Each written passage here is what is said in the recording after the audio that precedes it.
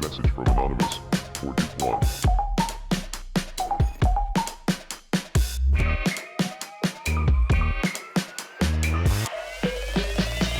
Les fake news, és a dir, les boles o la desinformació en general, és tan antiga com la informació. Confiem quotidianament en la informació perquè aquesta intermedia en el món d'ací fora i nosaltres, que no aconseguim veure i sentir tot el que passa. Això vol dir allò de mitjans de comunicació.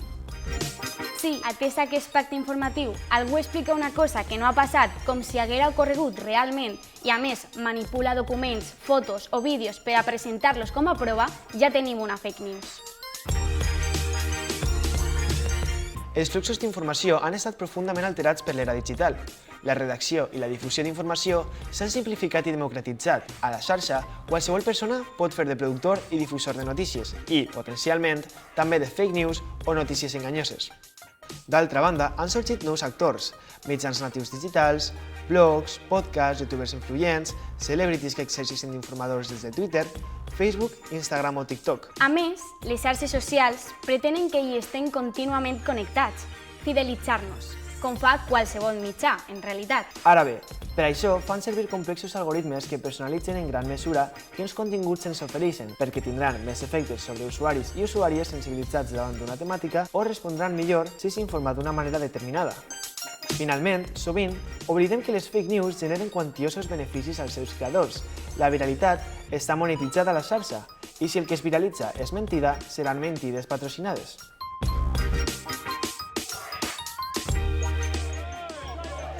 El referèndum sobre el Brexit, les eleccions americanes, tots dos al 2016, així com la pandèmia i després la guerra a Ucraïna, va suposar una dura prova per a l'ecosistema informatiu.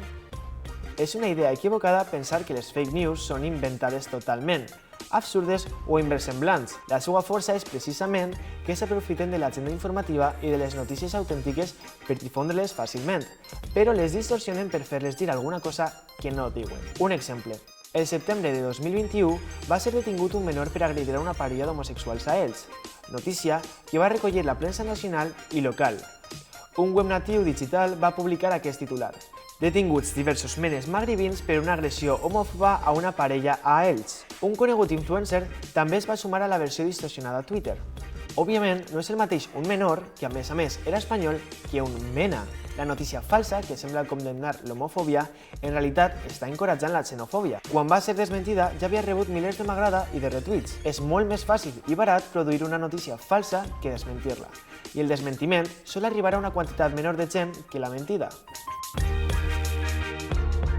Moltes fake news suplanten diaris, cadenes de ràdio o televisió, agències de notícies o institucions públiques o privades de les quals prenen la credibilitat. El febrer de 2020, abans que fora decretat l'estat d'alarma, però quan ja havia una alarma social sobre els contagis, es va difondre que s'havia decretat un primer cas a Sant Vicent de Raspeig. Els autors van prendre l'edició digital del País, van mantenir la composició, la foto, la tipografia, el nom de la reportera i en van modificar el titular i l'entradeta. Li van fer una foto a la pantalla de l'ordinador i la van difondre com si fos una notícia autèntica. Diversos usuaris de Twitter van amplificar la mentida. No només mitjans, sinó també institucions públiques, empreses, així com usuaris i usuàries particulars, són víctimes de suplantació d'identitat per a difondre falsetats. Today, I'm going to be talking to you En altres ocasions, els creadors de les fake news fan una foto o un vídeo originals i els manipulen per a mostrar coses que no han passat. How about this? Simply, President Trump is a total and complete dipshit. Now, you see, I would never say these things, at least not in a public address, but someone else would. Someone like Jordan Peele. This is a dangerous time. Moving forward, we need to be more vigilant with what we trust from the internet. That's a time when we need to rely on trusted news sources. La circulació de notícies falses té efectes nocius sobre la salut democràtica d'una societat i la confiança en els mitjans i les institucions. El periodisme ha desenvolupat eines específiques per combatre-les. Totes les fake news anteriors, sense excepció, han sigut desmentides per entitats verificades de fets, conegudes com fact-checkers.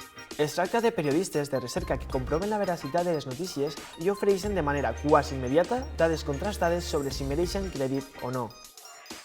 Al seu torn, les xarxes socials i els cercadors haurien de comprometre's a assenyalar i bloquejar les notícies falses i empreses patrocinadores a no finançar webs qualificades de desinformadores. I nosaltres? Quin és el nostre paper en tot això? Som corresponsables de la desinformació quan compartim notícies sense contrastar la fiabilitat de les fonts. Hem de reclamar informació objectiva i de qualitat i hem de contribuir a mantindre l'ecosistema informatiu net. Perquè només sobre aquesta base es garanteix el lliure debat d'idees i la participació política.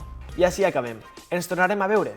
Si voleu tindre més informació sobre aquestes qüestions, us remetem a les altres píndoles d'aquesta sèrie. Fins molt prompte!